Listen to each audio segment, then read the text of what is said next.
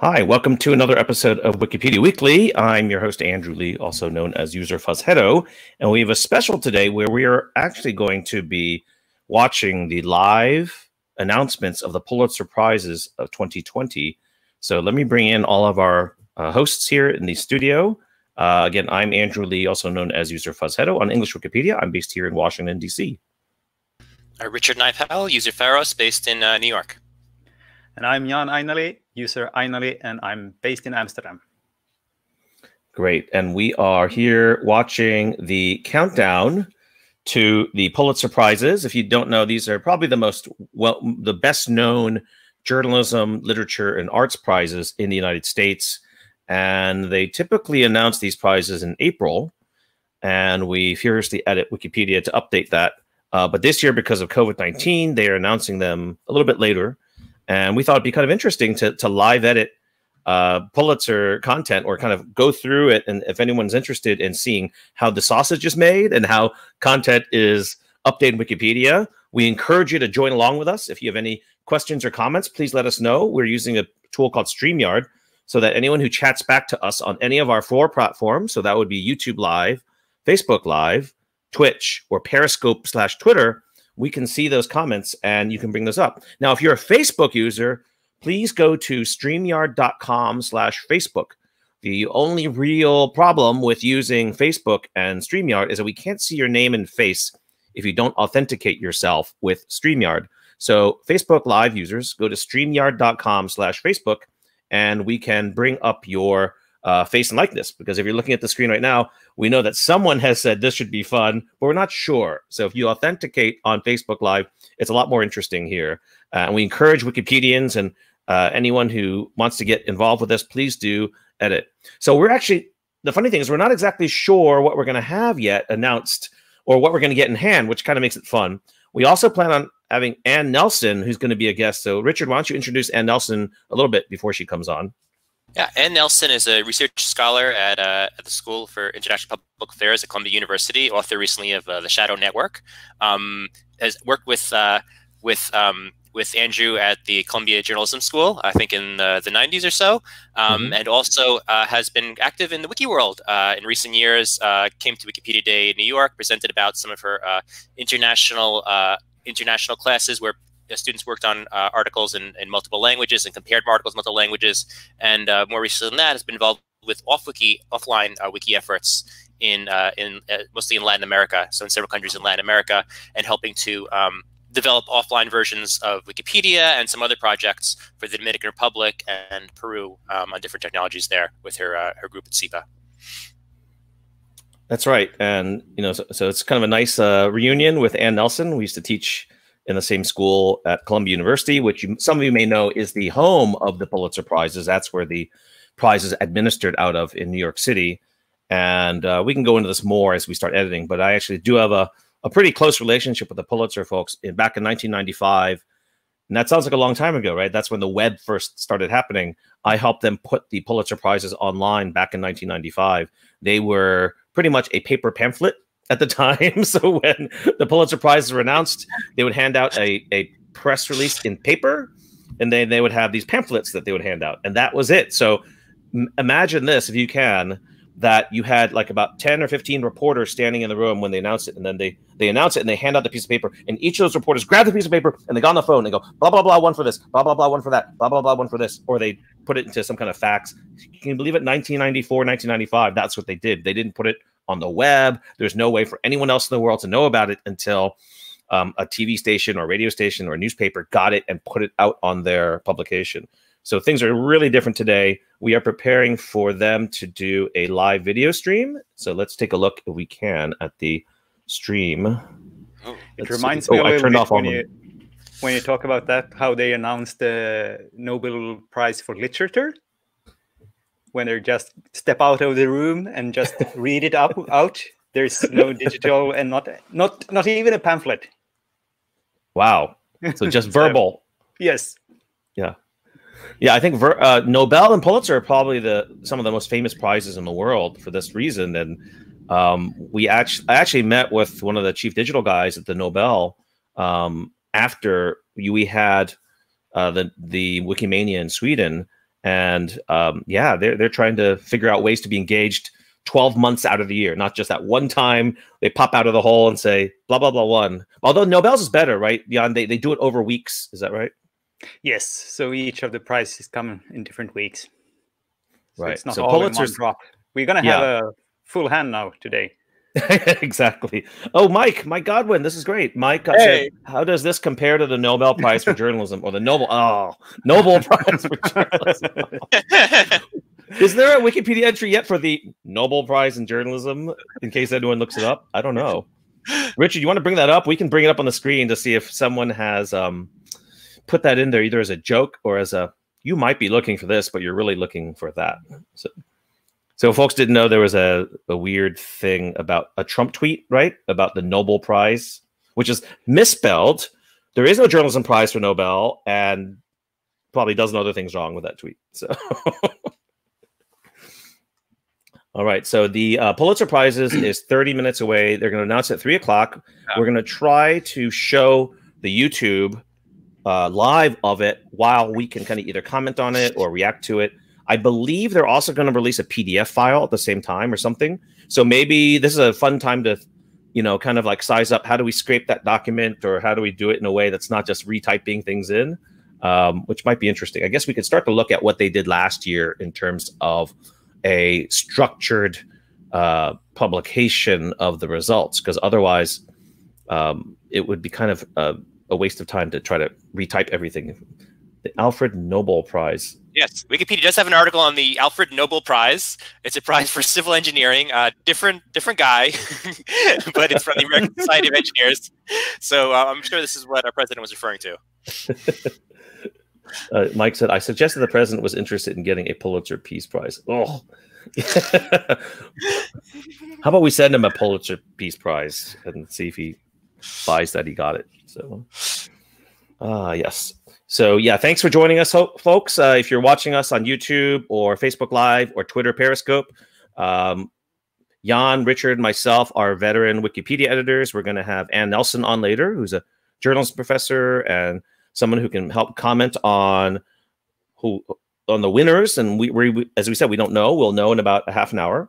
And part of the fun here is to see how does Wikipedia update its content after something happens. And this is kind of a fun experiment because we know exactly when it's going to be announced. So we're trying to give you a tour of what Wikipedians do and what Wikimedians do when they get the info. Do we put it into Wikipedia by hand typing it? Do we do some other magic? Well, we won't really know until it's released. So we're not completely sure what that's going to be. So I guess we're a little bit unprepared compared to the Nobel Prize. Because I know at least on Swedish Wikipedia, where it's also the home of the Nobel Prize, the people interested in literature, they look at the betting sites to see who's gonna be in the run, and then they have the edit already made in separate tabs in all of these, and then they just wait for the nomination and press publish on the right tab. Oh my God! That's what you need to get first in line. This is the exciting world of Swedish Wikipedia. I didn't realize that there was like gambling and a scene of then of villainy. Wow, that's a blood sport in Swedish Wikipedia. Yeah. There's also, of course, it's aired on national radio and TV, and so everyone is aware of it happening. Yeah, I can imagine that's one of the biggest things that happens in Sweden every year, right? Yep, it's like the Super Bowl and then some, maybe. So, yeah. And the most strange part is that actually on the Nobel banquet, that's like live slow television on TV with lots of viewers.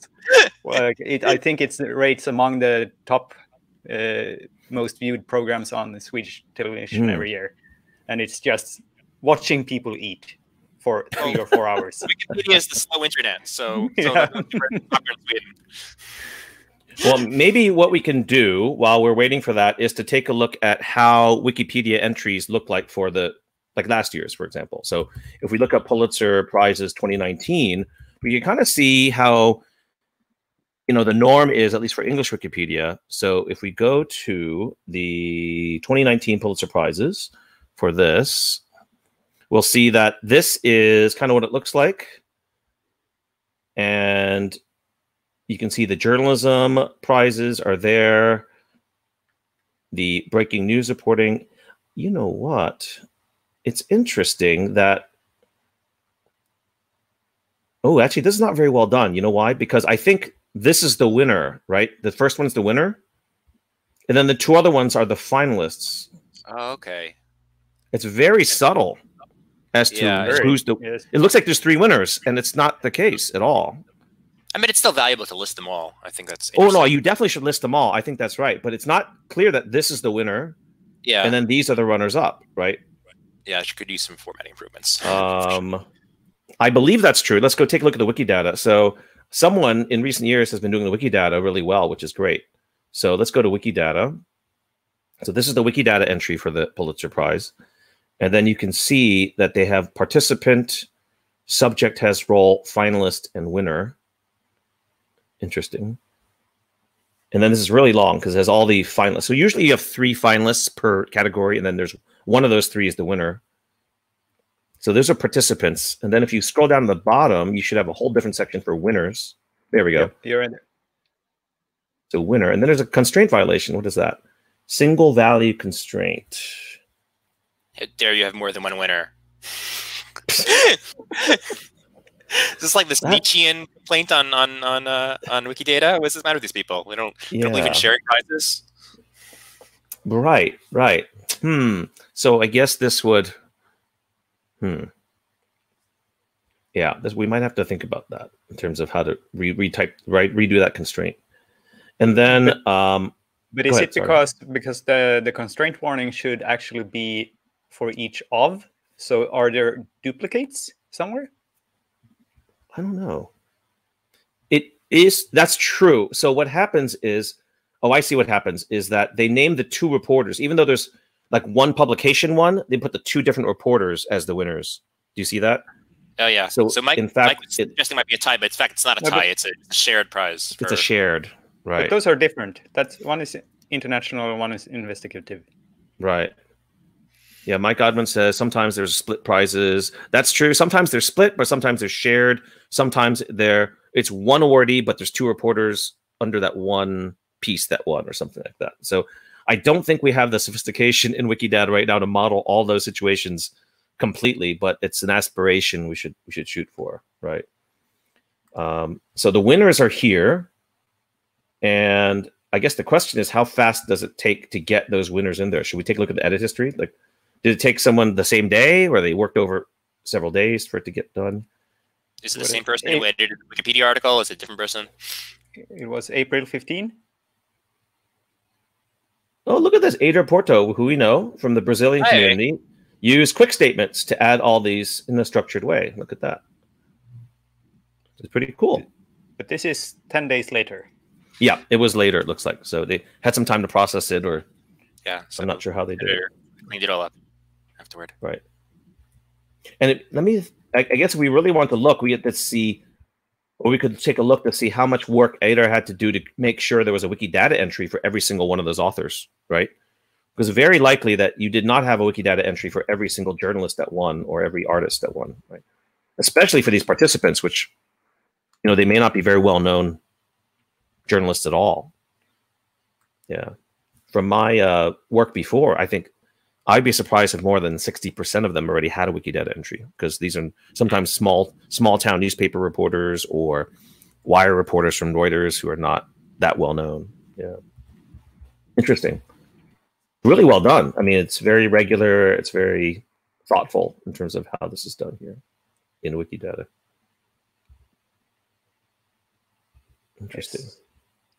So the edit constraint is actually for shared prices, it looks like. Yeah, that's right. I think you're right. And then this one's an interesting one. This is a different constraint violation here. The entities should be contemporary to be linked through, but latest end value does that mean that he died in 1967? It seems unlikely. That's a guy in 1967 and win a Pulitzer Prize in 2019. Well, it looks like it. I mean, you do have posthumous prizes at the Pulitzer. It could have been like acknowledging something from long ago that was neglected, but I don't know. It seems unlikely. Maybe we just check the Wikidata item to see who this person is, and or it could be a bad match too. Yeah, could be a Pulitzer Prize for criticism. So let's see, Pulitzer Prize.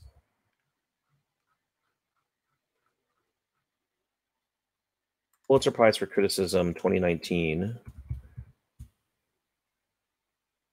He seems very young. I think it's a bad match.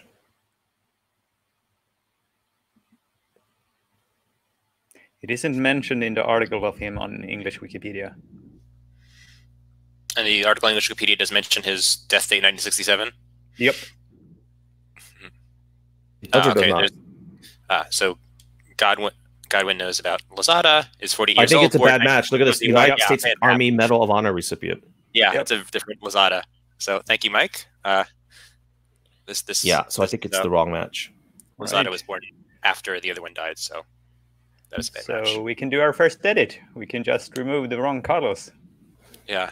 Revoke his prize.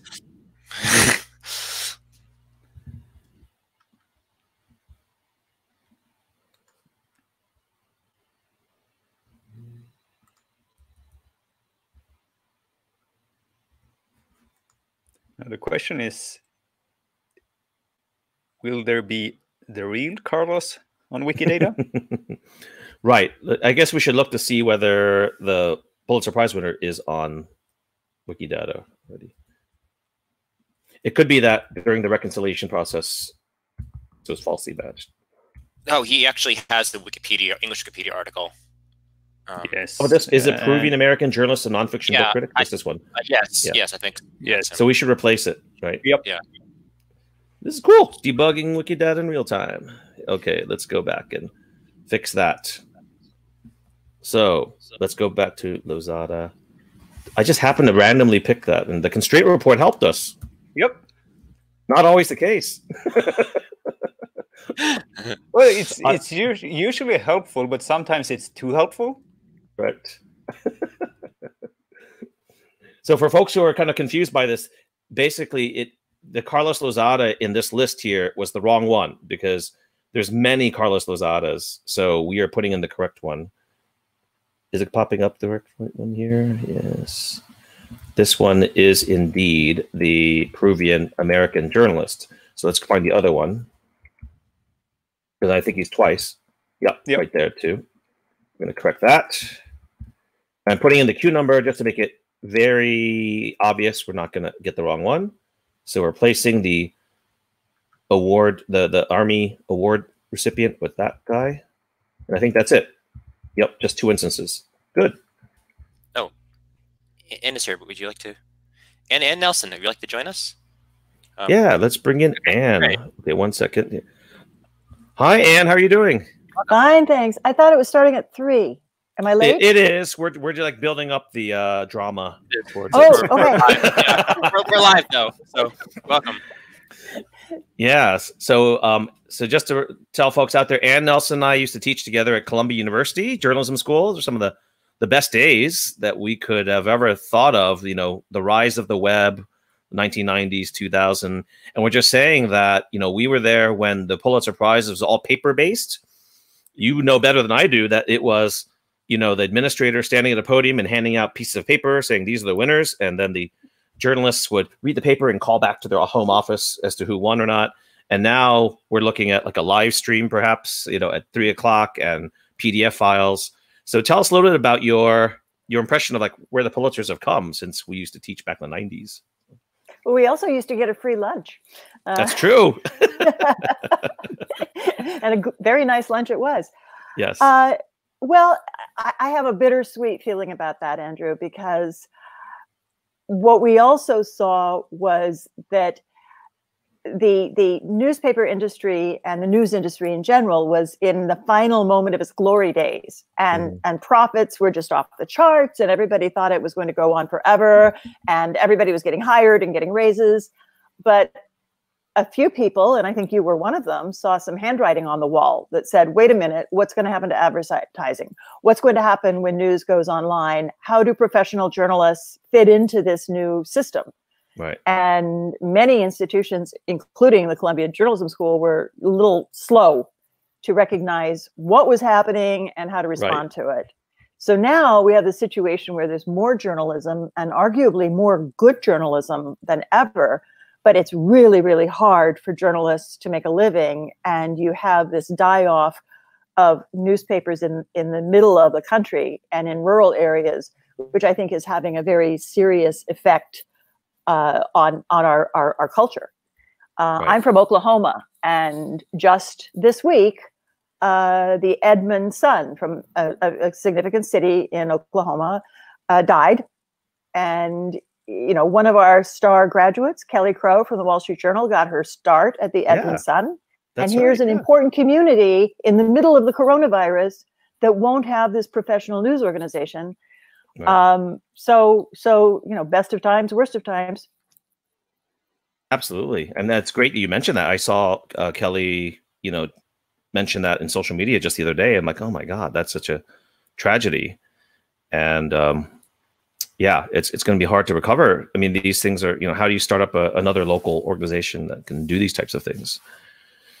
Yeah. There are new initiatives, but I think that there needs to be something very systematic that says the professional journalism and fact-finding and fact-based reporting is a fundamental pillar of democracy. We can't just leave it to the market to winnow it out at will, because you all pay a price.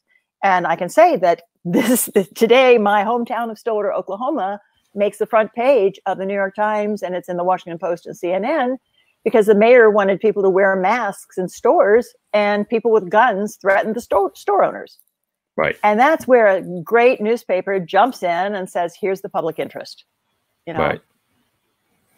Yeah, and I think you're right. And it's like two main pillars of the public good are at risk here, right? It's not only the news media, and we're not really treasuring the fact that we need these publications and these news organizations to make the wheels of democracy run, but it's also this whole idea of like this weird, you know, if there's ever a situation where government meets that definition of, you know, something that we do collectively that we can't do individually, it's about public health and like keeping us safe. And for people to protest, you know, these things in the way that we're seeing, it's bizarre. So we're kind of like seeing such a strange mix of like the public trust in government and in the news media just really being on the ropes in some weird way. And then the rise of institutions that pretend to be news, and they have anchorman and news desk and so on, but they don't have any real reporting. They don't have any multi-sourced reporting. And, you know, my book, Shadow Network, talks about what happens when these radio stations and online platforms fill the vacuum. And that's where you get these outbursts on a local level of people who are just fundamentally misinformed. Right. Yes. And that's one reason why we want to have you on as well. Tell us a little bit about your book, The Shadow Network, and we're putting on the details at the bottom there. Oh, great. Thank you. Media, money, and the secret hub of the radical right. Yeah, well, it actually grew out of my experience in Oklahoma, driving around and finding fundamentalist radio stations that were getting very, very political and saying things like, you know, Hillary Clinton is a demon, you know, and Beto O'Rourke is the son of Satan. Right? How do you fact check that, right? But as these local newspapers die off, these news organizations fill the gap.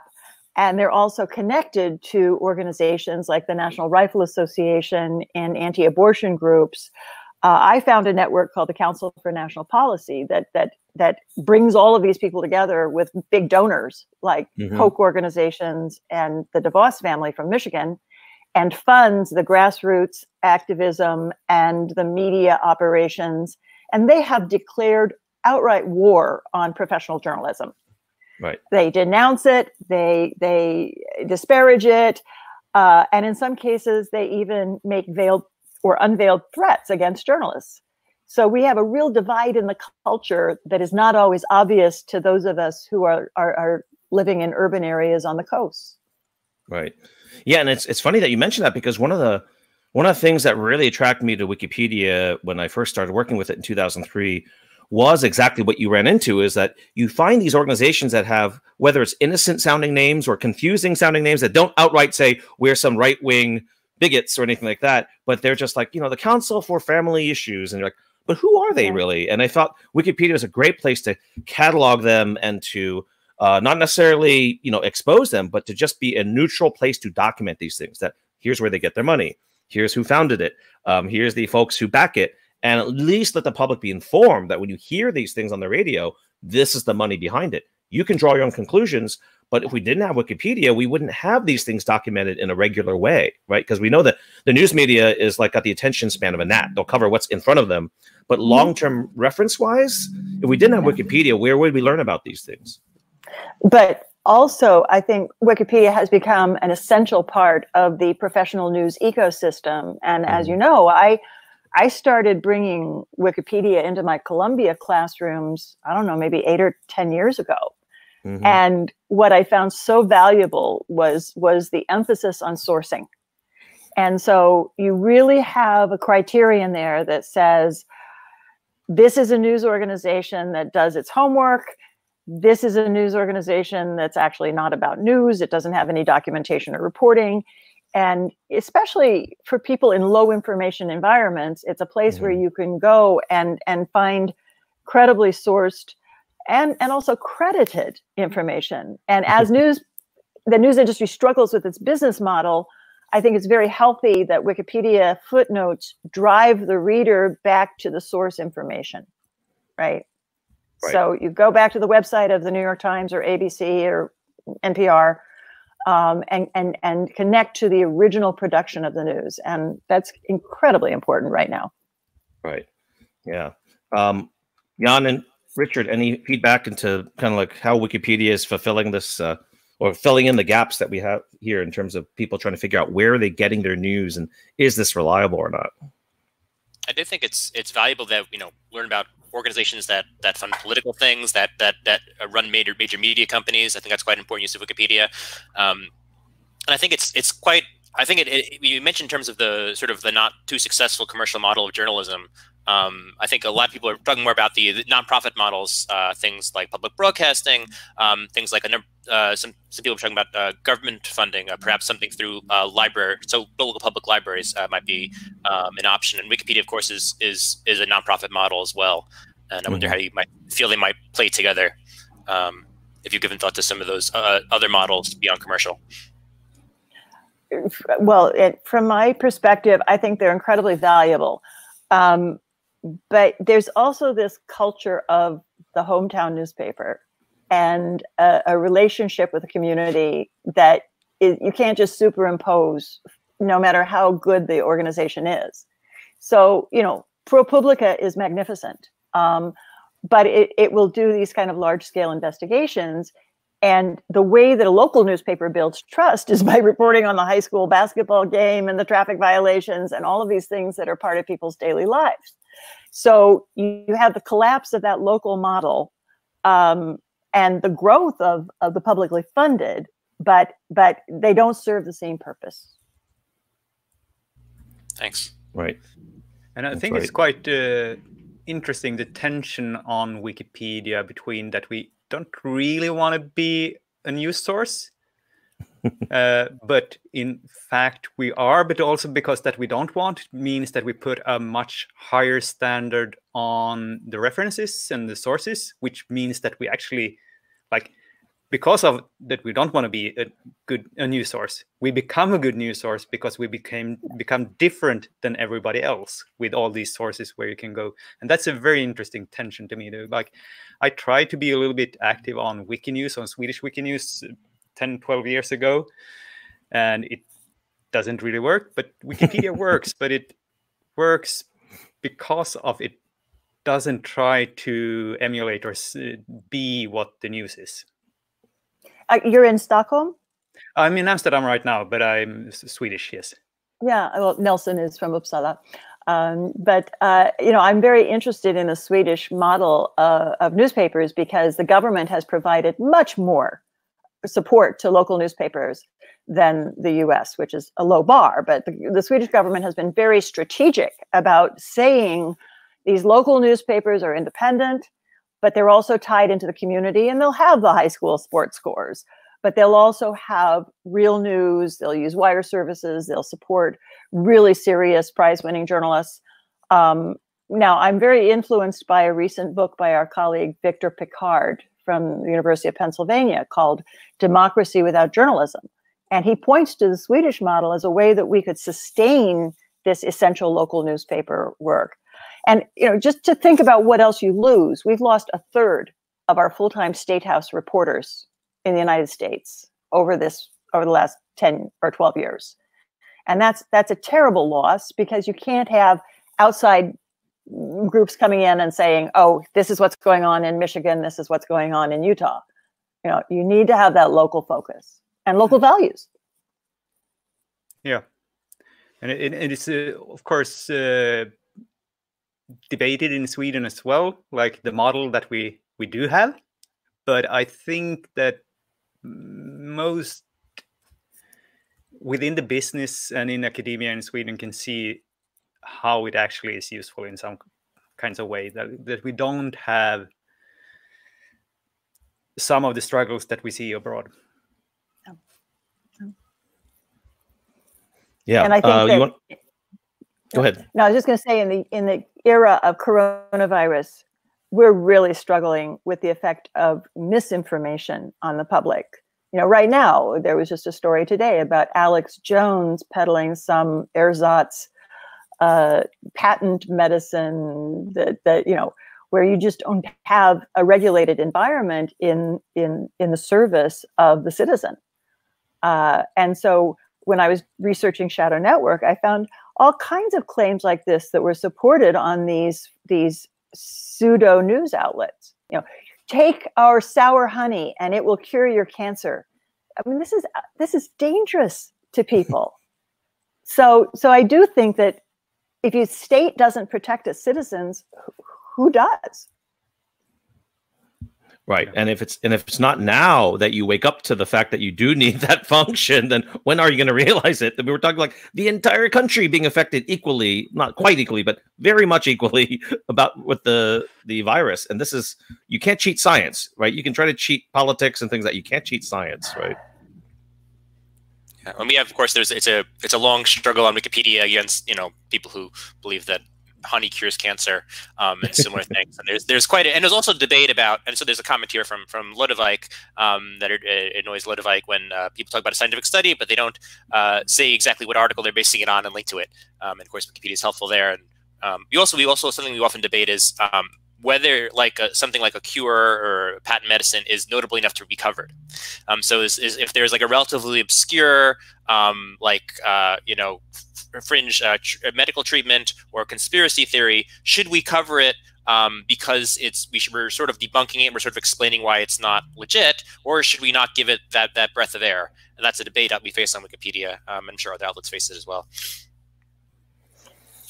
Well, my reaction to that is, I'm just incredibly impressed by the work that Lane Raspberry has done in the area of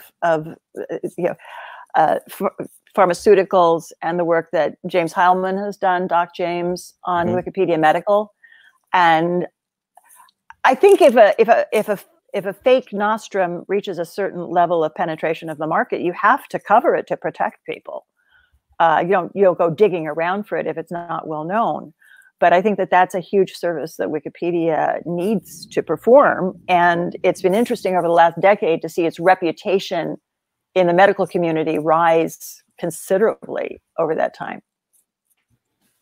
Absolutely. I mean, it's a great thing that you raised. I mean, you have some medical schools that required their medical students to edit articles. I think it was UCSF in San Francisco, which is a very prominent medical school, right? And then we have our own superstar, Emily Temple Wood, who is now just graduated medical school, going to internship, and she's been a powerhouse for women scientists being better represented in Wikipedia. So you're right, the reputation is up there. My cousin is a tenured professor in an MD PhD, and he says he uses Wikipedia all the time for math, physics, things that he does for radiology. So the funny thing is, we have this mythology that, oh, college professors hate Wikipedia. In a very small box, you can find those types of folks, but on balance, those professors are using Wikipedia all the time. They are. So especially in the medical and science and math fields, they are using it quite a bit. So how far are we? We're 3 minutes away from the content, from the announcement. So I thought, and right before you got here, we're looking at what the structure of Pulitzer content was in Wikipedia, just to kind of prep ourselves, because we're not exactly sure what will be available at 3 o'clock. We know that Dana Kennedy will announce them with some kind of ceremony at the podium, but are they going to release a PDF file or something that we can quickly try to bring in? And we thought it'd be kind of interesting to show folks the behind the scenes of what Wikimedians do, or we try to do, when these things are coming out. And yeah, we're trying to take a look at what we have already in the Wikimedia ecosystem. And we were looking at the Wikidata entry for 2019. So you can see that this is a list of all the participants, which are like the finalists, and then the winners, if they're labeled as such. Maybe, Richard, you want to bring up a few more comments while I scroll down and try to bring up the article? Yeah, well, so one of the nice things is everything is an instance of a subclass of. This is an instance of an event ceremony. So it means that it's an article like 1975 Oscars, the 1952 Nobel Prizes, and it's like just an instance of a ceremony, and these are going to be structured in a very particular way. And there has to be agreement in the Wikidata community. How do you structure an event ceremony? And in some areas, this is very developed. In some areas, less so. I imagine event ceremonies are probably medium level developed. They're not as developed as like paintings, or as sports probably. But there's still, there's some consensus on it, and some things we have to, like we've discussed before, like how do you structure it? How do you, do shared prizes versus split prizes, things like that. This is the 2019 Pulitzer Prize article, which Andrew is sharing now. The 2019 and the 2018 Pulitzer Prize article were both largely written by one Wikipedia editor, user Javert something, who's a fan of Les Mis. Probably, yeah. I checked the user page. They did mention Les Mis. Yeah. They mentioned the book. Yeah, so that's a nice. So hopefully we can have a bit more. Actually, it was probably a bit unhealthy because that editor, though, they look to be a good editor. They wrote over 90% of the article. So if we get a little bit more people participating, it'll probably be a better product. Right. So 3 o'clock. Let's see what's going on. Oh, I see something moving on the video. Let's see if we can reload this and see if we can listen in on this. Let's bring back this screen here.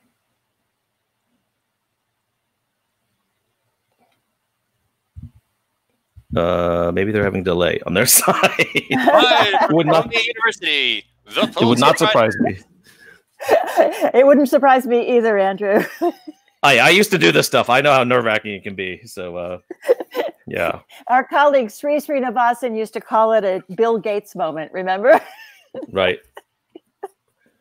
Yeah, I mean, between the paper thing, I used to get the winners like 3 hours beforehand, so I could make the website that people could visit. So it was always a real cool thing, like, oh, I get to know the winners before everyone else in the world. But journalists are terrible people because they leak it all over the place. So, you saw people celebrating, and I'm sure you saw celebrating like the morning of, like, it was not a huge secret, but, such gossips. Yeah. Well, you were saying, Richard, that areas on Wikidata is the maturity of the modeling is different. I think awards is pretty decent. We have some heavy users or very experienced users doing a lot of stuff in awards. And even Magnus Manske wrote a tool called Awarder, which makes it very easy to import a list of awards from Wikipedia into Wikidata. So I think this might be one of the better modeled areas.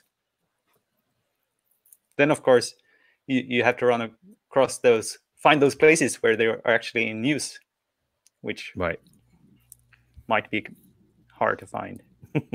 Something that I'd like to see, maybe for this year, is if there are people at home who are really into it, it would be great, because if you look at, like, say, the 2019 prizes, a lot of these prizes are for stories, and the stories, are not fully represented in Wikidata or Wikipedia. It would be great to at least have Wikidata items on all of those stories.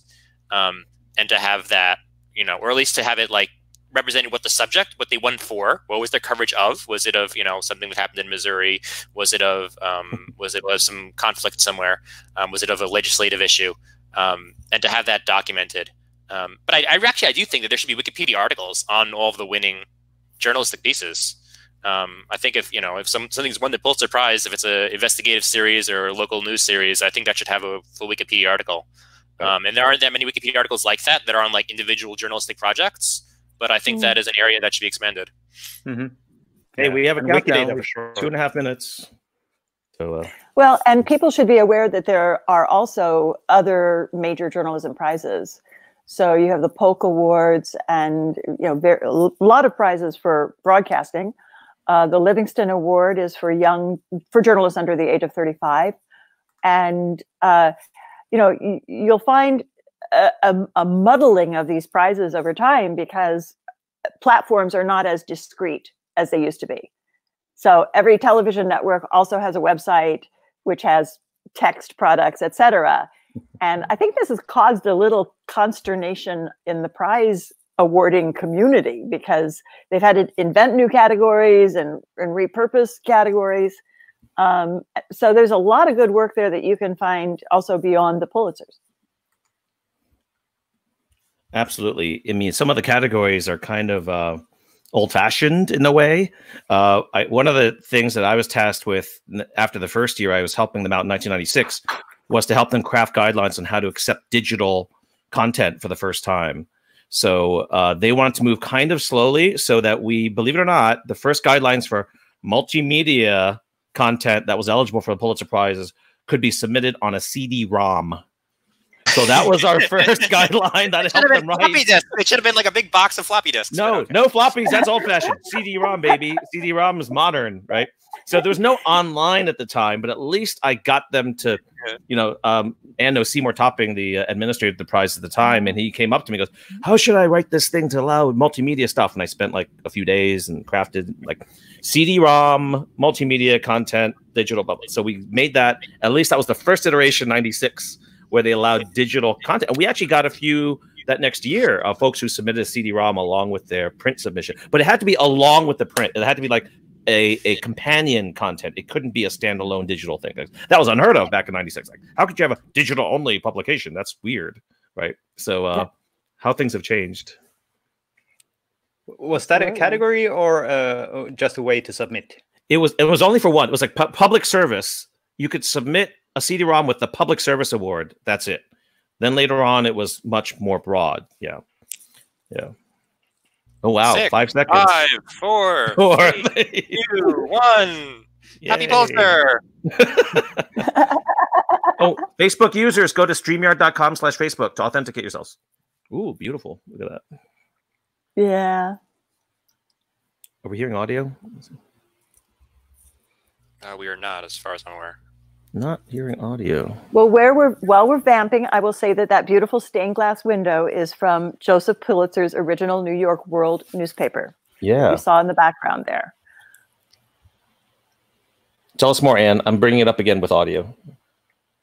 Yeah, and actually, Mr. Pulitzer's newspaper, the New York World, was not always the exemplar of the journalistic values that we hope for in the Pulitzer Prizes. Right. But he made a lot of money, and he gave some of it to Columbia to start the journalism school. And there's a room that's called the World Room in honor of him and his newspaper. So he did make a massive contribution in many ways. Right. There's Bollinger. Lee Bollinger. But just looking at our journalistic, investigative journalism articles on Wikipedia, we have a nice one about the New York World investigation, the Ku Klux Klan in the 1920s. It's like a big expose. It's like a 5 or 10-part expose of the Ku Klux Klan. That's kind of interesting. Good afternoon, and welcome to the announcement of the 2020 Pulitzer Prizes. My name is Dana Kennedy, and I'm the administrator of the Pulitzers. In the past, we have announced the prizes from Columbia University's Journalism School following the Pulitzer Board's selection of winners.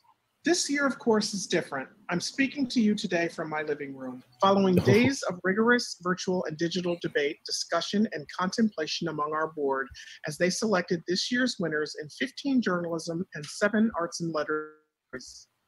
It goes without saying that today we announce the Pulitzer winners in deeply trying times. Ironically, the first time the prizes were presented was June 1917, less than a year before the 1918 outbreak of the Spanish flu pandemic. Throughout America's greatest challenges, 2 world wars, the Depression, the Vietnam War, the assassinations of Reverend Martin Luther King Jr.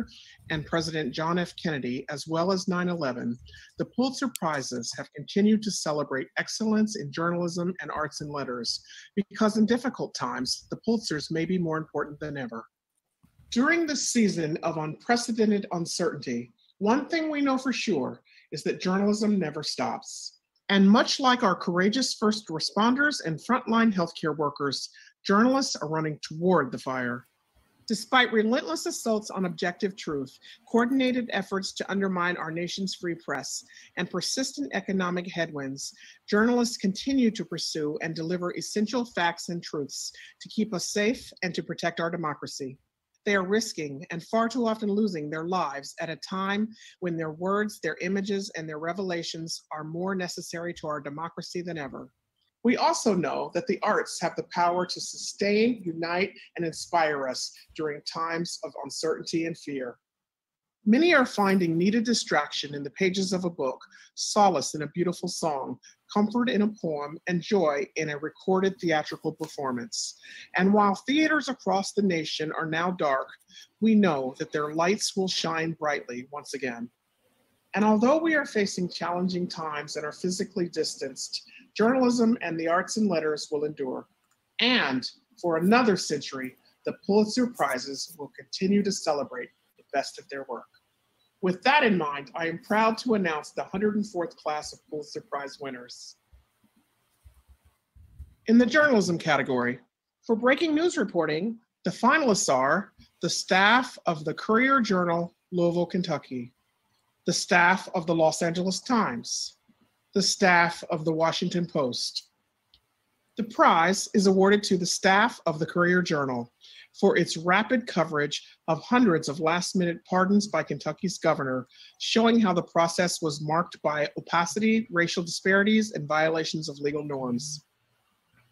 For investigative reporting, the finalists are Jay Hancock and Elizabeth Lucas of Kaiser Health News, Brian M. Rosenthal of the New York Times, the staff of the Wall Street Journal. The prize is awarded to Brian M. Rosenthal of the New York Times for an expose of New York City's taxi industry that showed how lenders profited from predatory loans that shattered the lives of vulnerable drivers, reporting that ultimately led to state and federal investigations and sweeping reforms. For explanatory reporting, the finalists are Rosanna Shah, Shawatha Cannon, and Terry Castleman of the Los Angeles Times, the staff of Reveal from the Center for Investigative Reporting, and the staff of the Washington Post. The prize is awarded to the staff of the Washington Post for a groundbreaking series that showed with scientific clarity the dire effects of extreme temperatures on the planet. For local reporting, the finalists are the staff of the Baltimore Sun, the staff of the Boston Globe, Peter Smith, Stephanie Strasberg, and Shelley Bradbury of the Pittsburgh Post-Gazette. The prize is awarded to the staff of the Baltimore Sun for illuminating, impactful reporting on a lucrative, undisclosed financial relationship between the city's mayor and the public hospital system she helped to oversee. For national reporting, the finalists are T. Christian Miller, Megan Rose, and Robert Federecci of ProPublica, Dominic Gates, Steve Militich, Mike Baker, and Louis Kam of the Seattle Times, the staff of the Wall Street Journal. We have two winners in this category. The prize is awarded to T. Christian Miller, Megan Rose, and Robert Federecci of ProPublica for their investigation into America's Seventh Fleet after a series of deadly naval accidents in the Pacific. A second prize is awarded to Dominic Gates, Steve Militich, Mike Baker, and Louis Kam of the Seattle Times for groundbreaking stories that exposed design flaws in the Boeing 737 MAX that led to 2 deadly crashes and revealed failures in government oversight. That's unusual. For international reporting, the finalists are the New York Times on Vladimir Putin's regime, the New York Times on China's treatment of Muslims, the staff of Reuters. The prize is awarded to the staff of the New York Times for a set of enthralling stories reported at great risk, exposing the predations of Vladimir Putin's regime. For feature writing, the finalists are Nestor Ramos of the Boston Globe, Ellen Berry of the New York Times, Chloe Cooper Jones, a freelancer for The Verge, Ben Taub of The New Yorker. And the prize is awarded to Ben Taub of The New Yorker for a devastating account of a man who was kidnapped, tortured, and deprived of his liberty for more than a decade at Guantanamo Bay Detention Facility, blending on-the-ground reporting and lyrical prose to offer a nuanced perspective on America's wider war on terror.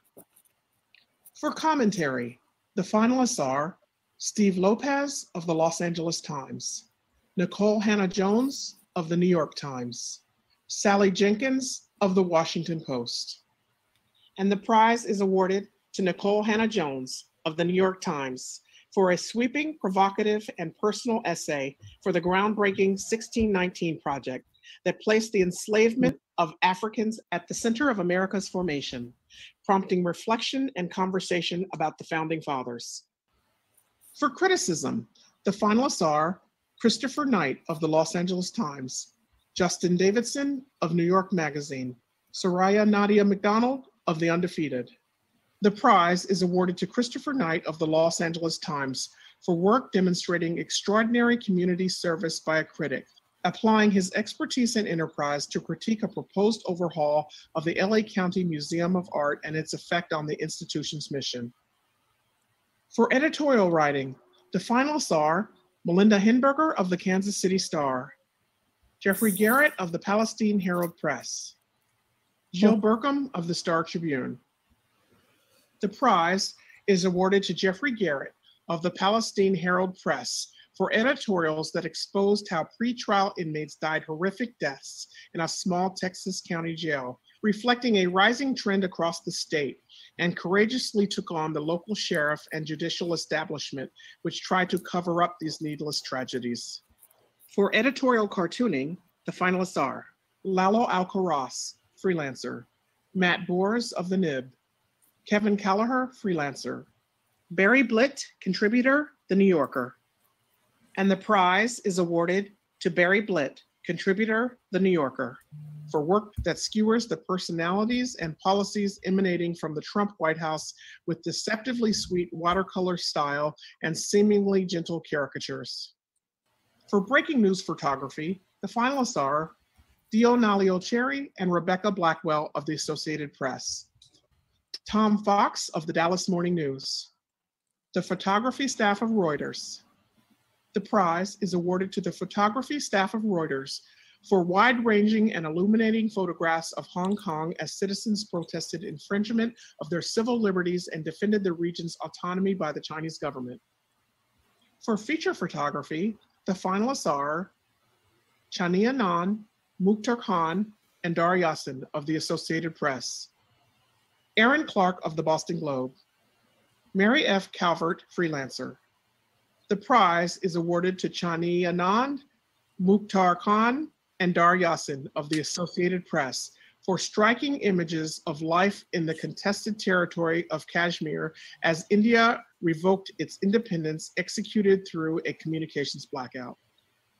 And in our inaugural year for an audio journalism prize, the finalists for audio reporting are Nigel Poor, Earlonne Woods, and Rashawn Thomas for Ear Hustle, Andrew Beck Grace, Chip Brantley, Graham Smith, Nicole Beamstabor, and Robert Little of NPR for White Lies. This American Life with Molly O'Toole of the Los Angeles Times and Emily Green of Vice News for The Outcrowd. The prize is awarded to This American Life with Molly O'Toole of the Los Angeles Times and Emily Green of Vice News for The Outcrowd, revelatory intimate journalism that illuminates the personal impact of the Trump administration's Remain in Mexico policy. For public service, the finalists are the Anchorage Daily News in collaboration with ProPublica, the New York Times, the Washington Post. The prize is awarded to the Anchorage Daily News in collaboration with ProPublica, For a riveting series that revealed a third of Alaska's villages had no police protection, took authorities to task for decades of neglect, and spurred an influx of money and legislative changes. And now, the prizes for arts and letters. For drama, the finalists are Heroes of the Fourth Turning by Will Arbery, Soft Power by David Henry Wang and Janine Tessari, A Strange Loop by Michael R. Jackson. The prize is awarded to A Strange Loop, Book, Music, and Lyrics by Michael R. Jackson, a metafictional musical that tracks the creative process of an artist transforming issues of identity, race, and sexuality that once pushed him to the margins of the cultural mainstream into a meditation on universal human fears and insecurities. For history, the finalists are The End of the Myth by Greg Grandin, Sweet Taste of Liberty by W. Caleb McDaniel, Race for Profit by Kianga Yamata Taylor. The prize is awarded to Sweet Taste of Liberty by W. Caleb McDaniel, a masterfully researched meditation on reparations based on the remarkable story of a 19th century woman who survived kidnapping and re-enslavement to sue her captor. For biography, the finalists are Parisian Lives by Deirdre Bair, Sontag, Her Life and Work by Benjamin Moser, Our Man Richard Holbrooke and the End of the American Century by George Packer. The prize is awarded to Sontag, Her Life and Work by Benjamin Moser, an authoritatively constructed work told with pathos and grace that captures the writer's genius and humanity alongside her addictions, sexual ambiguities, and volatile enthusiasms. For poetry, the finalists are The Tradition by Jericho Brown, Only as the Day is Long, New and Selected Poems by Dorianne Lowe, Dunce by Mary Ruefle, and the prize is awarded to The Tradition by Jericho Brown, a collection of masterful lyrics that combine delicacy and historical urgency in their loving evocation of bodies vulnerable to hostility and violence. For general nonfiction, the finalists are Elderhood by Louise Aronson, The Undying by Anne Boyer, Solitary by Albert Woodfox with Leslie George, The End of the Myth by Greg Grandin. There are two winners in general nonfiction. They are The Undying by Anne Boyer, an elegant and unforgettable narrative about the brutality of illness and the capitalism of cancer care in America, and The End of the Myth by Greg Grandin, a sweeping and beautifully written book that probes the American myth of boundless expansion and provides a compelling context for thinking about the current political moment. For music, the finalists are The Central Park Five by Anthony Davis, Sky Concerto for Violin by Michael Torkey, and All the Days Were Purple by Alex Weiser. The prize is awarded to The Central Park Five by Anthony Davis, premiered at Long Beach Opera, a courageous operatic work marked by powerful vocal writing and sensitive orchestration that skillfully transforms a notorious example of contemporary injustice into something empathetic and hopeful. Libretto by Richard Wellesley. For fiction, the finalists are The Topeka School by Ben Lerner, The Dutch House by Ann Patchett, The Nickel Boys by Colson Whitehead.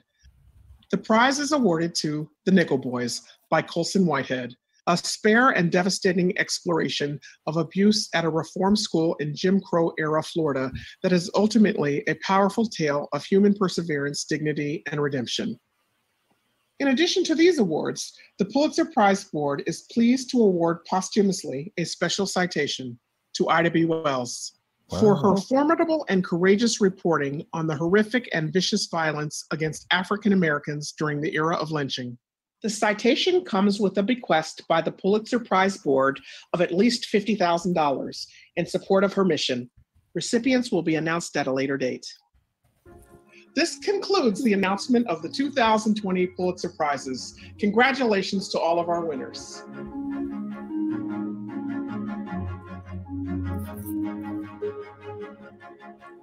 Wow. So reactions. Anne, what are some of your reactions to that? Interesting, huh? Very interesting. And I just have this sense that the Pulitzer Board is not just looking at this year, it's looking at redressing a long, long history of overlooking certain groups in our society and saying it's really time to turn the focus and be inclusive. There's just category after category where that appears to be an impulse, right? Especially among African Americans, right? Right. The untold stories.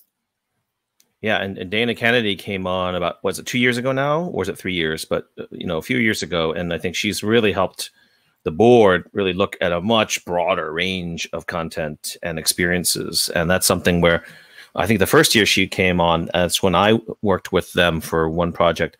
They had Kendrick Lamar win the music prize. And that was just mind blowing because it was almost always a obscure classical composer or something like that. They had Wynton Marsalis one year, I think it was. But other than that, it was just artists you'd never heard of. So it's really fascinating that the Pulitzer Board and the whole committee is now looking at a broader range of experiences. I think that's a great thing.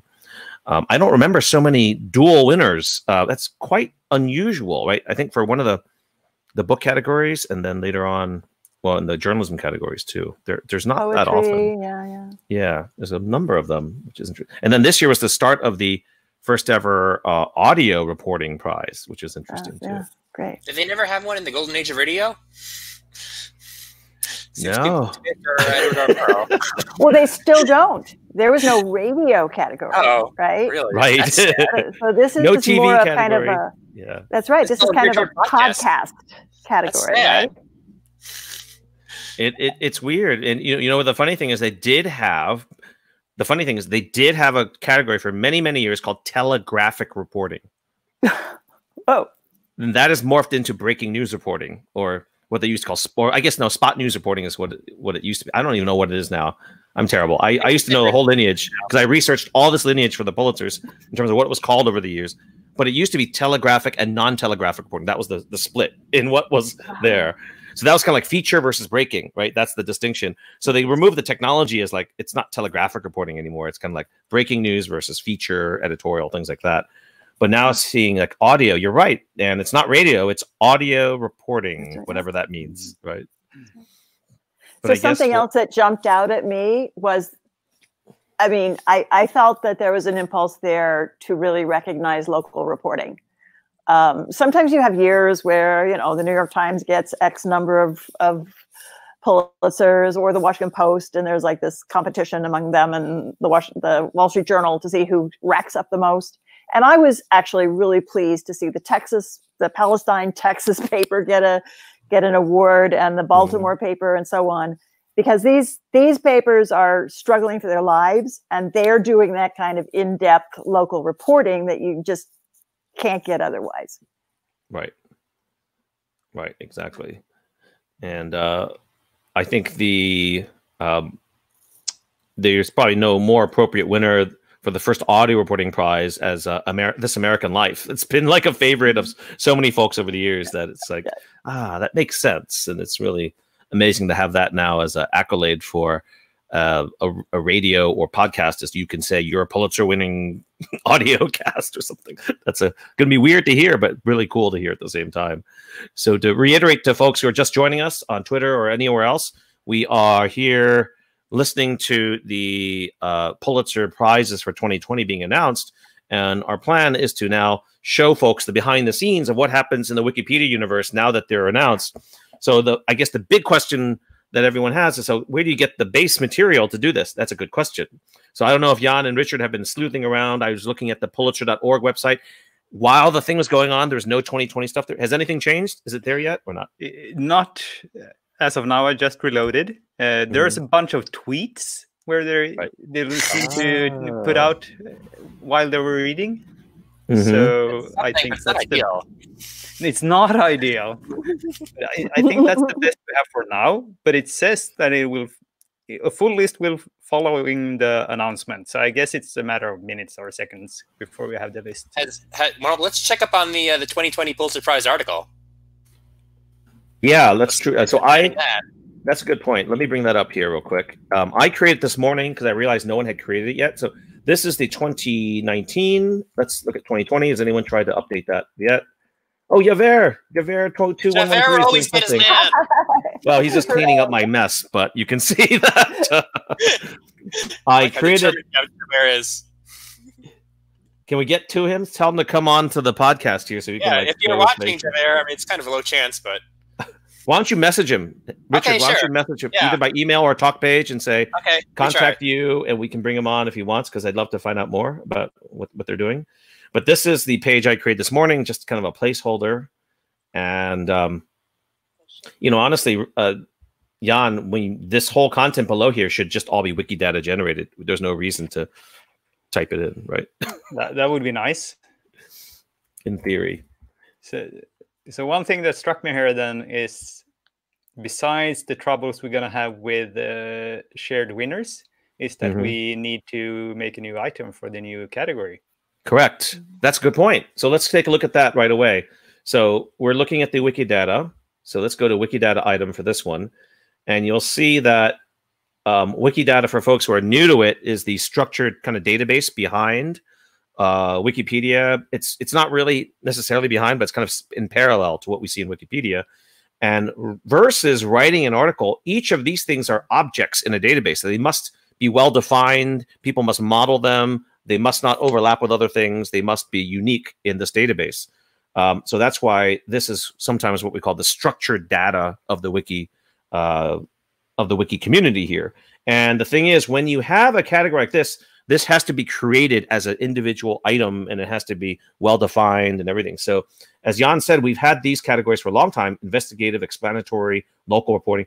But since it's the first year of audio reporting, the first thing we should do, I think, is to check if that exists. So you can see the naming scheme here is Pulitzer Prize for Investigative Reporting. Let's go ahead and type that in here. Pulitzer Prize for Audio. Nothing. So interesting. No one has created this yet.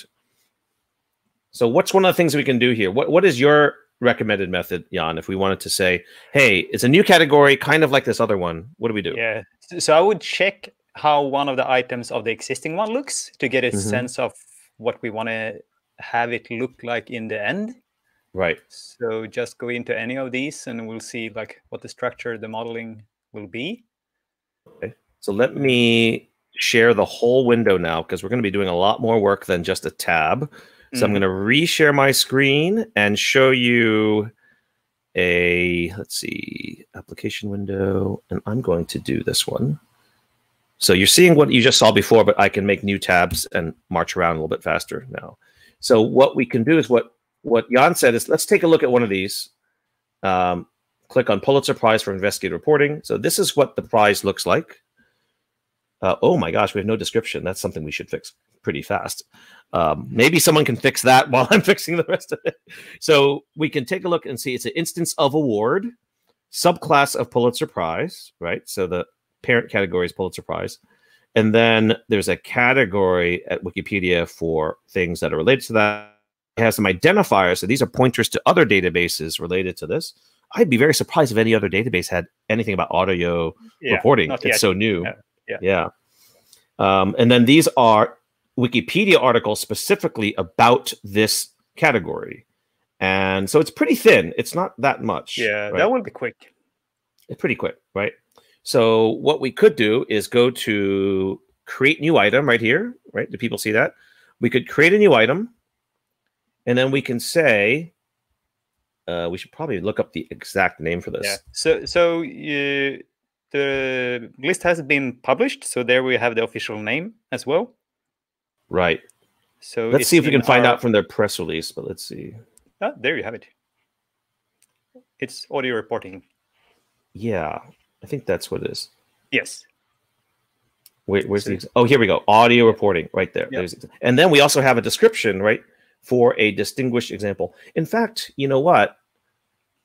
We actually don't have that formal statement from the Pulitzer folks in here anywhere, right? There should be some kind of statement. What would we use? That's a good one.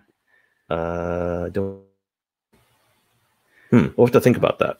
Yes. Let's just create the base item, though. Let's say we're going to call it the Pulitzer Prize.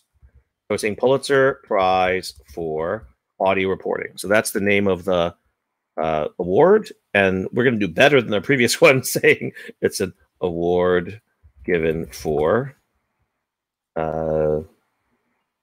distinguished, let's just say distinguished audio journalism, right?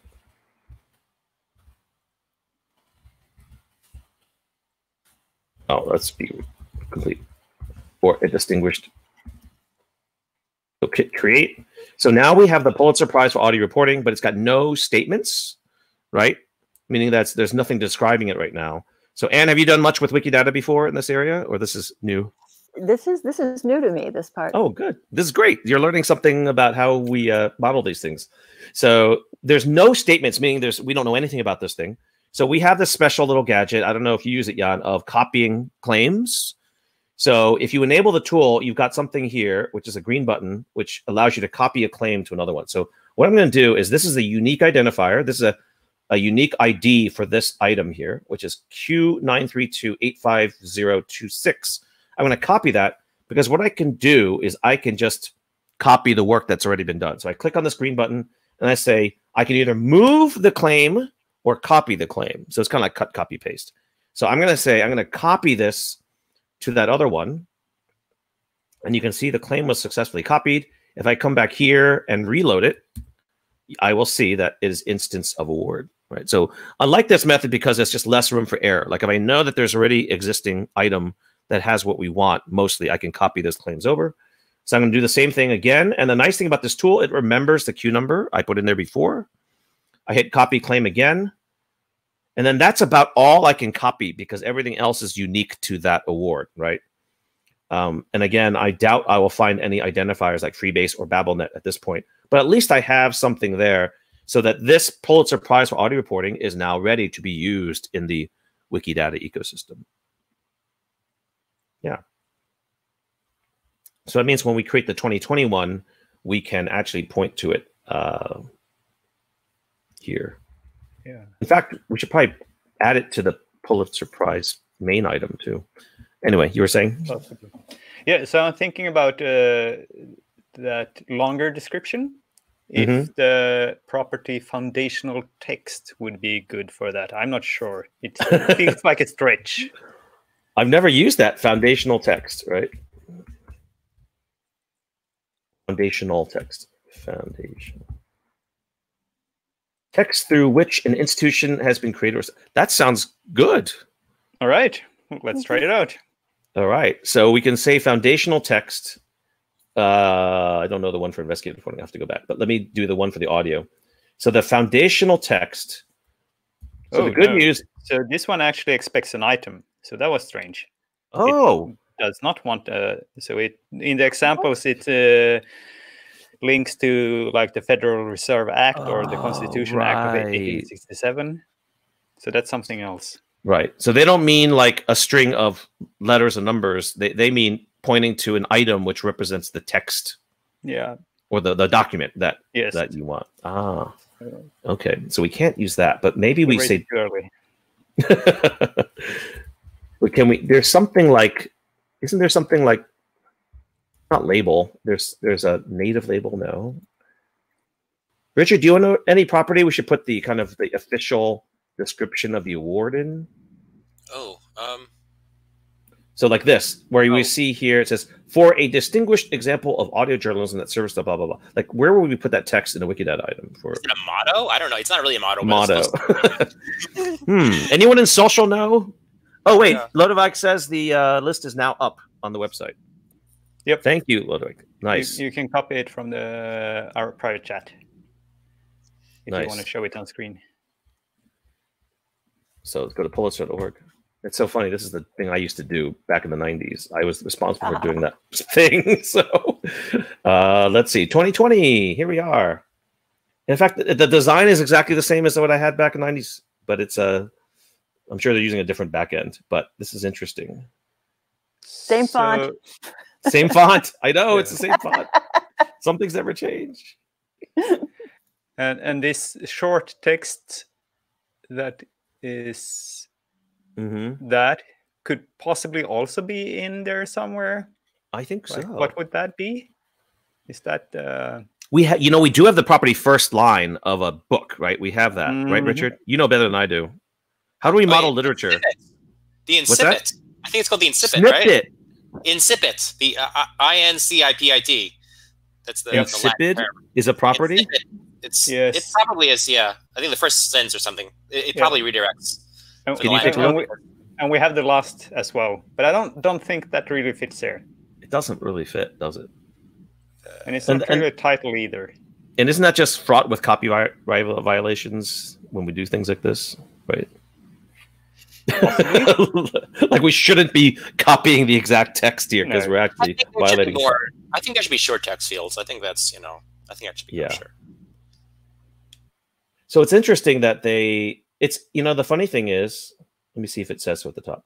Oh, see, if you're scrolling fast, you don't really know what these are. These are the finalists out on the right, right? So that's interesting.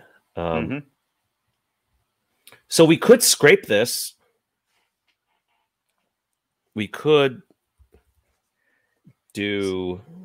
So we do have another couple of things that will be hard to match. I guess staff of the Los Angeles Times is not yet an item in Wikidata. Right. Unless they received awards earlier. And how did Ader? We found that Ader did most of this last year, but how did he do it for the staff of? Is it Twin Pulitzer? So if it was staff of, it was done how? Let's see. Unless he just listed the staff members and didn't say staff of. Associated Press. Yeah, I don't think we have the staff of anywhere.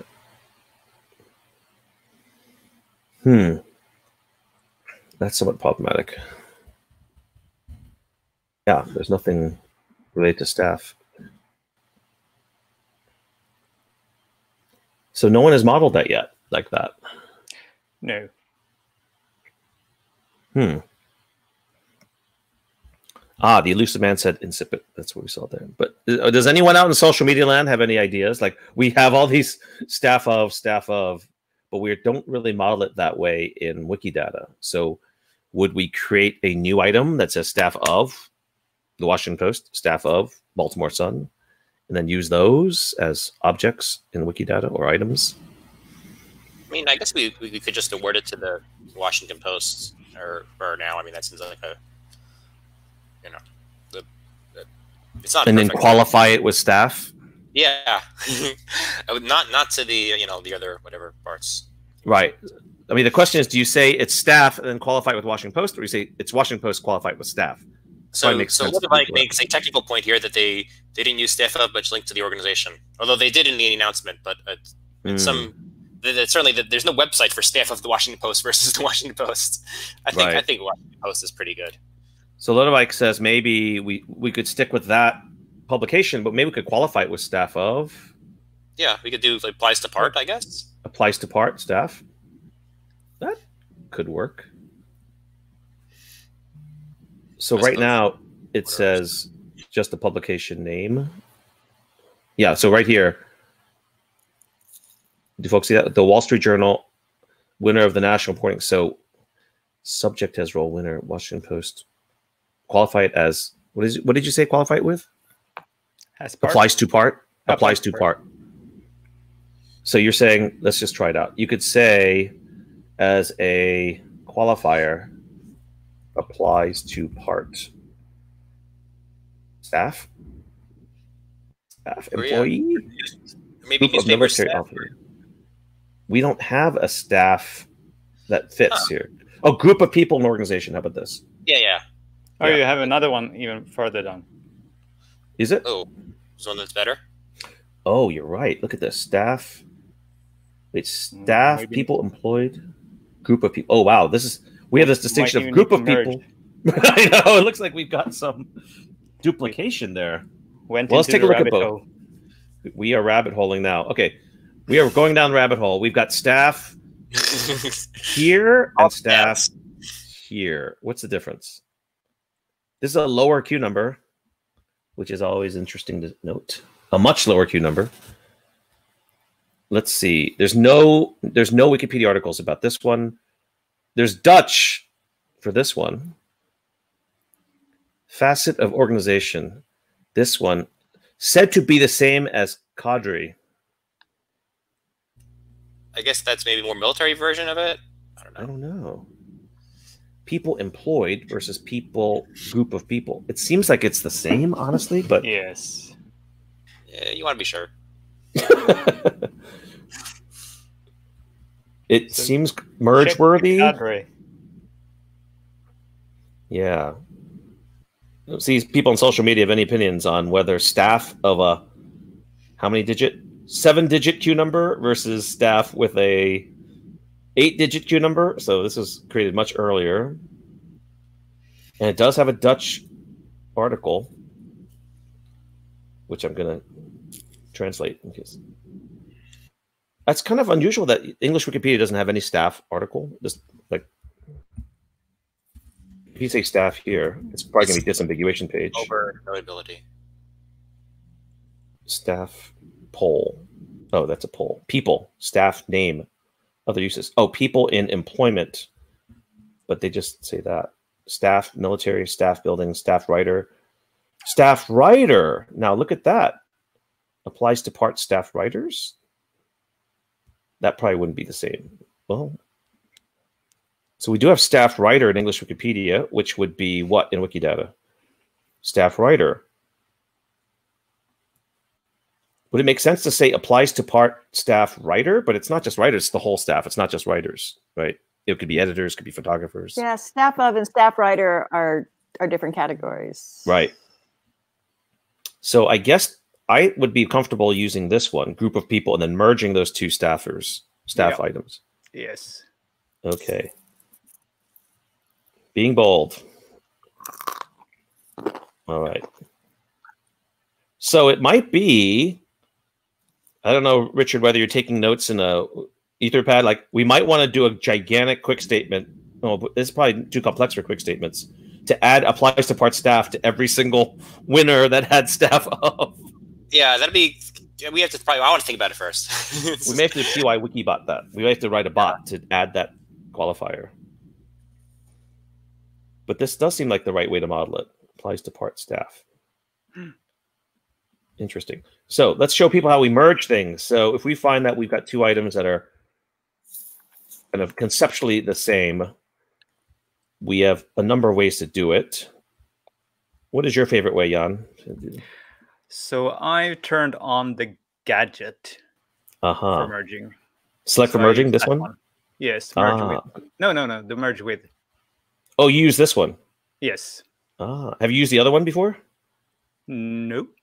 Okay, so this one's kind of interesting. So you can say, select this for merging, and then it's been started. So this has been memorized. I go over here, and you can tell by this icon that if I say, oops, I'm sorry, if I click on this, it's going to merge with the one I just had before. All right. It's just a shortcut to the same thing. Yes. So, append the following text. I'm not going to be friendly. I'm just going to merge. So now we think that this should have the combined qualities of each one, right? Yep. Great. And if you go back to, well, I guess if you go back to the other one, it's a redirect to this one. So we've effectively merged those two. All right, so we solved one little problem here, but I guess the other thing we should do is go to the Pulitzer Prize.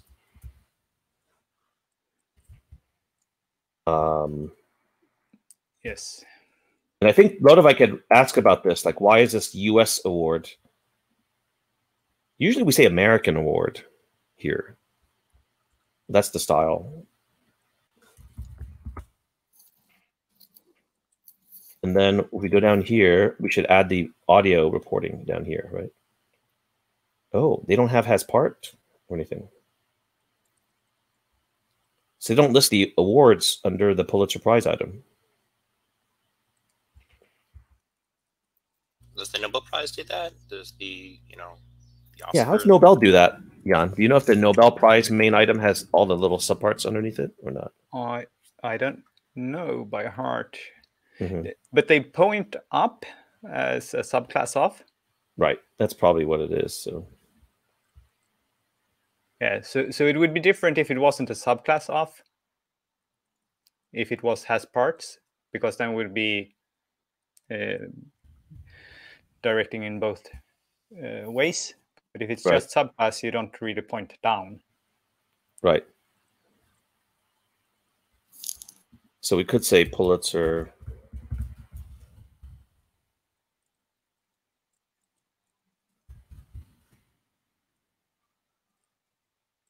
Thanks. Oops, we want to go the other way. Reverse. I think. Yeah. So here's the Pulitzer Prize, and it's a little messy. Yeah. Audio reporting should be somewhere in there. I'm not sure where it is exactly here. It's a bit hard to see. It is a little hard. And it also depends on the delay in. Oh, there it is. I see audio reporting is up here somewhere. Yep. There it is. Good. So they were just seeing it off of the subclass relationship there. Okay. Interesting. All right. So what would our thinking be about? Okay, we have a page. What would your strategies be for what to do with this to get into structured data? Personally, I would say that this is like, is it 10 categories? 15? Somewhere around there. Can't remember. Yeah, I would do this by hand. That's just me. I think it would be like taking the long way around trying to do this in something in one go. Yeah, that's a great point. And folks on social, let us know what your strategies might be for doing this. You're right. Like, at what point do you try to do something programmatically or fancy when it's like, I can just type this in faster than finding the tool to do it, right? So what is the threshold? Like 50 maybe, or 30 to 50? After that point, you're like, okay, I need to make a tool. It depends on how tired you are, the hour of the day, how much you have to drink. Right. Right. And also if it can become a nice little pet project that you can return to. Mm-hmm. So let's just try the public service one since it's the best known, and just model that one at least, and then give people a taste of what this entails, right? So if we go to Wikidata, well, I like to keep the 2019 as a template just to see what they're doing, right? So we can kind of model that after that. So I go to 2020 Pulitzer Prize.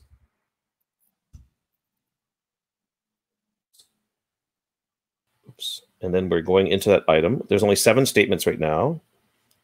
So it looks like no one has been doing much there. So what we could do is go down here. And they say participant, the person, and then the award. Participant, blah, blah, blah, of. Oh, that's interesting. Okay. Let's do the winners first. Let's see. Let's go to winners at the bottom. Let's model a winner. Okay, so we're going to say winner, person, of category, right? So we're going to say down here, I'm going to say winner, right? And what is the winner? It is Anchorage Daily News. Oh, with contribution. Oh, how do we model with contributions from ProPublica? Richard, any idea? I don't know. That's kind of complex. Assistant or something. I don't know. There must be some sort of artistic analogy. Well, we're going to put Anchorage Daily News as the main, right? Looks like that's the. So, and we're putting in. Whoa, are they the same?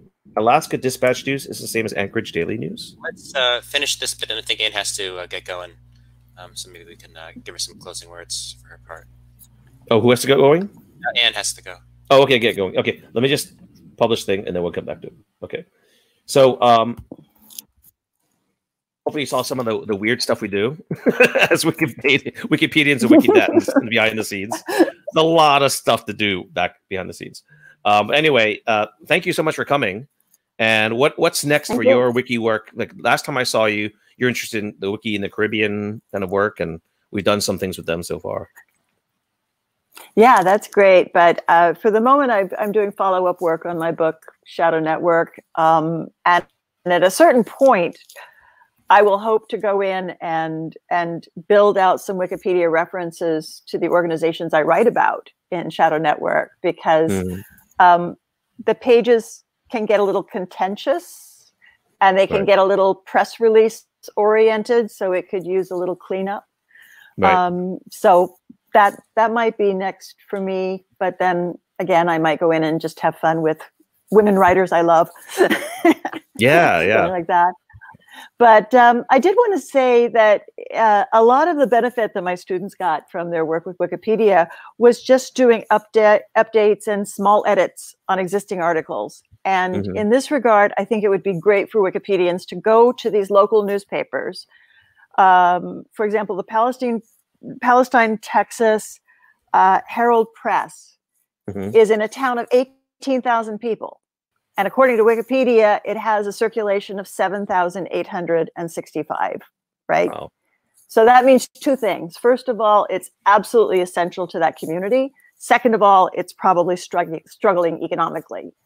And so to go in, not just for the winners, but to everybody who's nominated and add this to the newspaper's entry is a really important contribution to make right now in terms of our national journalism environment. So those are my parting words. Thanks. That's great. And it could be a quick edit, right? Please do it, yeah. And please do come back. Let us know if we can edit together on another topic. Women writers would be awesome. We've got lots of folks interested in that too. Oh, yeah. I want to give a shout out to Women in Red. I'm a big fan. So. Oh, great. All right. Thanks again, Anne. Thank you. All right. Bye. All right, so we'll finish up. Let's do this one entry, and then we'll let folks go, unless people want to talk more about the. Unless the mysterious Javert appears. Yeah, unless Javert appears, that'd be awesome. I tried to, but I'm not sure if they can make it. Okay. All right, so we are at the 2020 Pulitzer Prize. We have Alaska. I'm still unsure about whether Alaska Dispatch News is the same as Anchorage Daily. Sometimes you have these partner papers or something. Oh, right? Yeah, they're like. Yeah, there are a lot of them in New York. Right. And then let's go edit that again. And then we're going to add a qualifier. It's the winner of what? It's the winner of the Pulitzer Prizes Public Service Award. Oh, my. Maybe it's for public service? Or? Oh, my gosh. Pulitzer Prize for public service. There we go. What other qualifiers are there? Pulitzer Prize for public service. Oh, that's it. Probably want a reference. The reference is the actual page. So we're going to come back here and go to the page where the announcement is, which is right here. We're going to copy that URL, bring it back here as the reference. No, actually, that's not going to be there. Is it going to be there? No, let's hit publish. Oh, we got to remove that first. Publish that. And then I add a reference, right? There we go. I think that's complete for that. Let's see what the constraint violation says. 2020 Pulitzer Prize isn't a competition, fictional company sports festival. It's a competition. It's a competition. It's not. Yeah, I think it is. So maybe we go one level up. So if we have Pulitzer Prize, we make this a subclass of competition. A journalism prize. What is it? Journalism prize is not a type of competition. It may not be, but we know the Pulitzer Prize is a competition, so we can add it here, right? Yeah, I mean, probably that's not the most elegant way, but it'll do it for now. Yeah, it'll prevent that problem. Competition. It's less wrong, as we say in Wikidata. Correct. I mean, I'm not correct, but yes. Okay, so competition. We're modeling. So for the folks who are watching here, we're changing the subclass of the Pulitzer Prize item, which means that when the constraint report is done or the constraint is checked, it'll notice that Pulitzer Prize at this level is a competition. So we shouldn't have this constraint error anymore here. Let's go ahead and reload this and see what happens. We might have another error, but it's not that one. So we have to clear the cache. Let's see.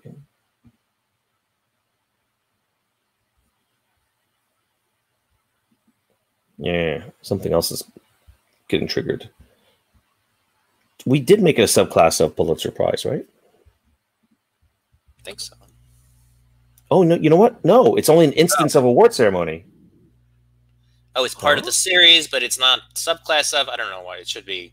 It should figure that out. So, it should figure it out somehow. Yeah, part of the series and part of seems like. Well, it shouldn't part of be subclass of part of. I don't know. It's very metaphysical here. Too complex for this one sitting, but we need to fix that eventually. But what you'd like to do is make sure that each of the winners here are reflected as one different statement for the winners here. Additionally, you want to make sure they are in a participant item, right? In that case, I think adding them by hand is kind of tedious. So you'd want to use a spreadsheet or some kind of tool, but it'd be a combination of hand editing and a tool to generate the statements, I think. Yeah.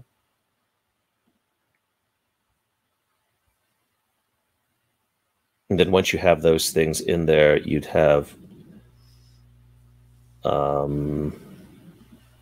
yeah, we'd have to figure out the constraint problems there. Let's see what else is in 2019. Oh, let's do the audio one just to be the first ones to do it. Sure. So let's go ahead and do audio reporting. There it is. Staff of the American Life.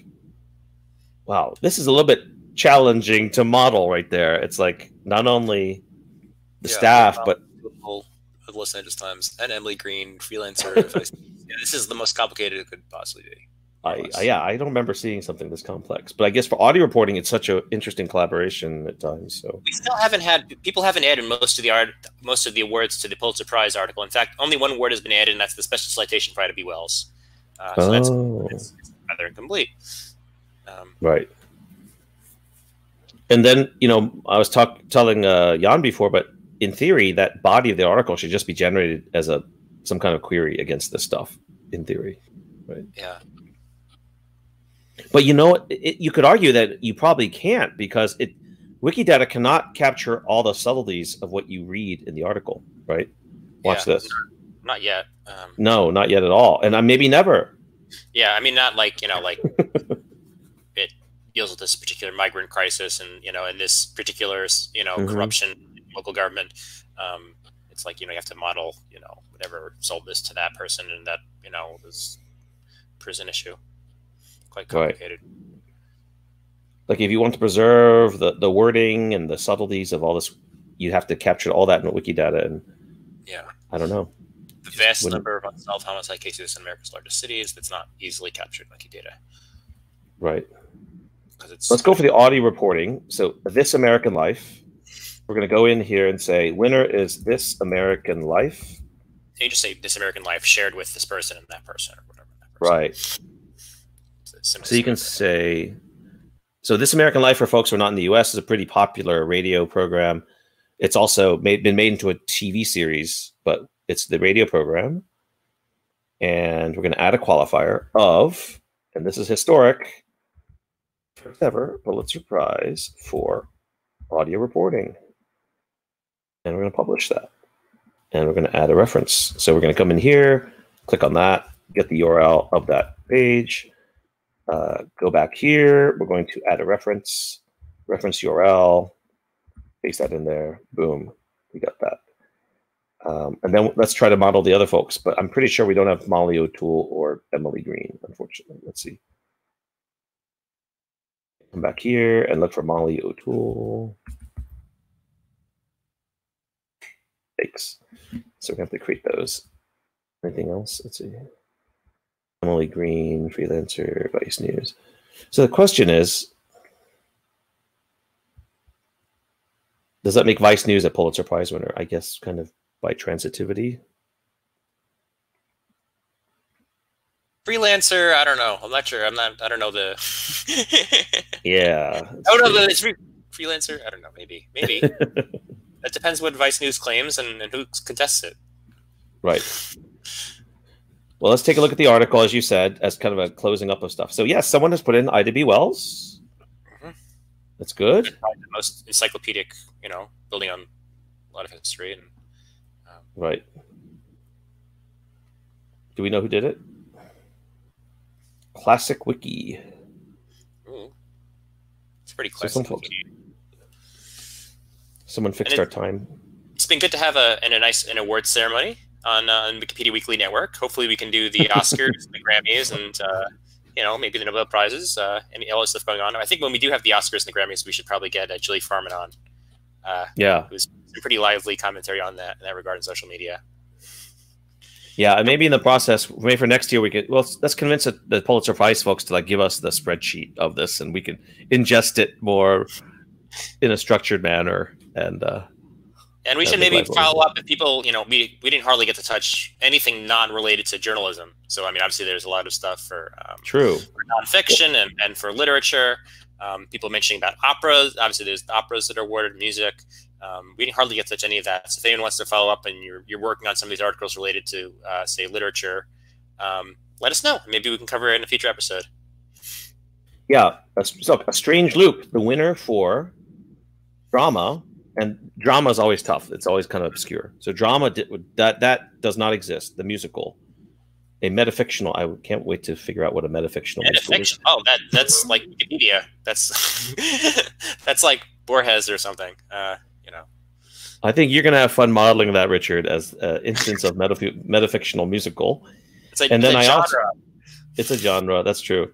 And then I also looked up the Central Park 5. This does not exist in Wikidata as a operatic work, only as a documentary.